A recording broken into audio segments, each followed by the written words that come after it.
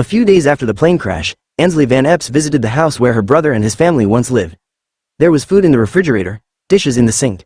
She walked through her nephews' rooms and looked at their medals, their sports jerseys, their school uniforms.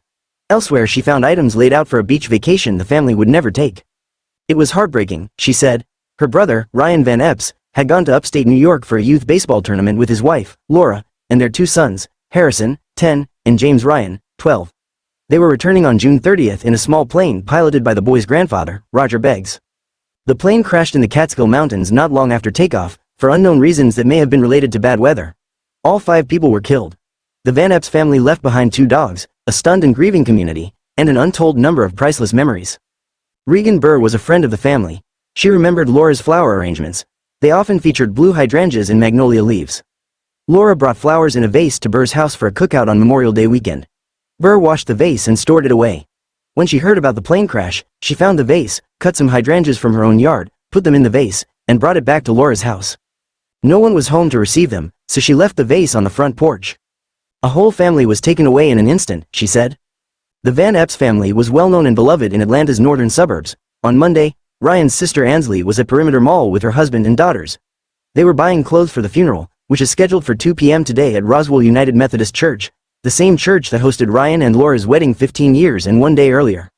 At the mall on Monday, Ansley sat down at a table under a skylight and thought about her brother, her nephews, and the challenge of planning a service for 5 people all at once. Ryan was the oldest of 4 Van Epps siblings. Ansley reminisced about the giant forts he built in the backyard. He and his father would collect discarded lumber from construction sites. One treehouse was multiple stories high and had a crow's nest like you'd see on a pirate ship. Ryan played baseball, football, and lacrosse. He graduated from Roswell High School a year ahead of Laura, who also played lacrosse. Ryan got a college degree in business administration, Laura in special education. They started dating after college, got married, and had 2 sons who attended Kings Ridge Christian School in Alpharetta. Harrison cared about doing well in school and had a great attitude about working hard to improve his skills, wrote Stephanie Gamage, head of the lower school. He was well-liked by classmates and was a good friend. Harrison played quarterback and linebacker in the North Atlanta Football Club. He was incredibly smart, incredibly driven, said his coach, Rich Dennis. He was loved by every kid on the team. James Ryan, his older brother, also played football. His team in the Milton High Feeder program won a state championship, said his coach, Brent Bayshard. James Ryan played tight end, receiver, and middle linebacker, or Mike linebacker, where he led the defense. The coach recalled a goal line stand at the end of a playoff game. James Ryan and his teammates stopped the running back at the 1-yard line to preserve the victory. The coach also remembered how James Ryan's mother, Laura, went out of her way to celebrate the other boys on the team. She always had a hug for everybody, he said. James Ryan also played on an elite travel ball team called the 9th Inning Blue Jays. They'd been together since the previous August and had looked forward to the tournament in Cooperstown, home to the Baseball Hall of Fame. Each family was responsible for its own travel arrangements. The head coach, Chase Timms, rented an SUV, packed it with baseball equipment, and drove up to New York. The Van Epps family took a different route. Laura's father, Roger Beggs, was a licensed pilot with a 6-seat, single-engine Piper Malibu Mirage. Ansley remembered flying with him when Roger delivered her to Savannah for her bachelorette party. She said he was a meticulous pilot who took every precaution, and the plane had recently undergone its annual maintenance.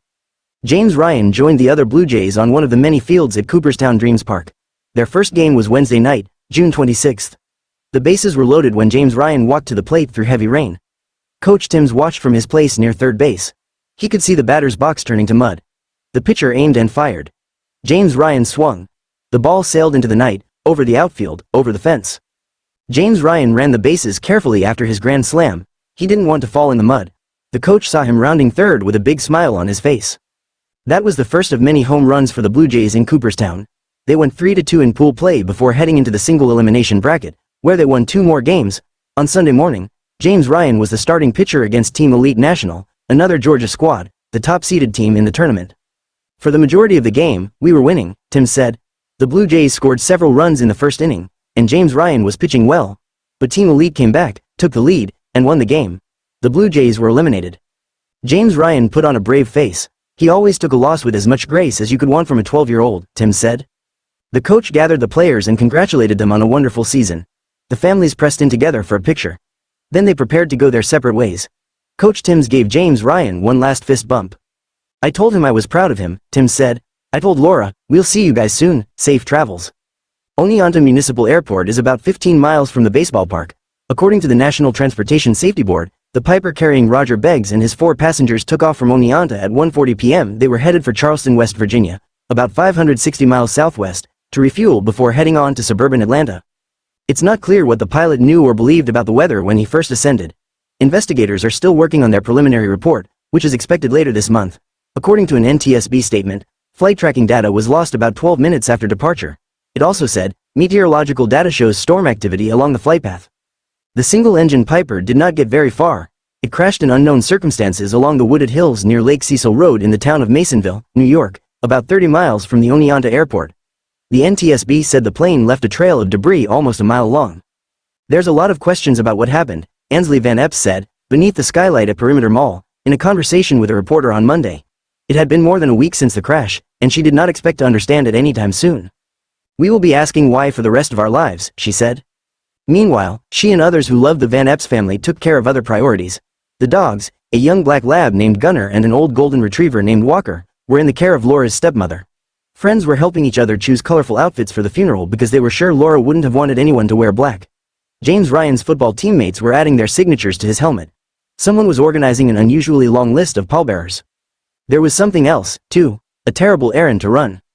On Tuesday morning, Ansley, her husband, DJ, her parents, and her younger brother, Jason, flew to JFK Airport in New York. A man who worked for Delta Airlines drove them onto the tarmac to see the remains of their loved ones loaded into the cargo hold of a plane. The driver was nearly overcome with emotion. Ansley started crying. The survivors boarded the plane to escort their loved ones back to Atlanta.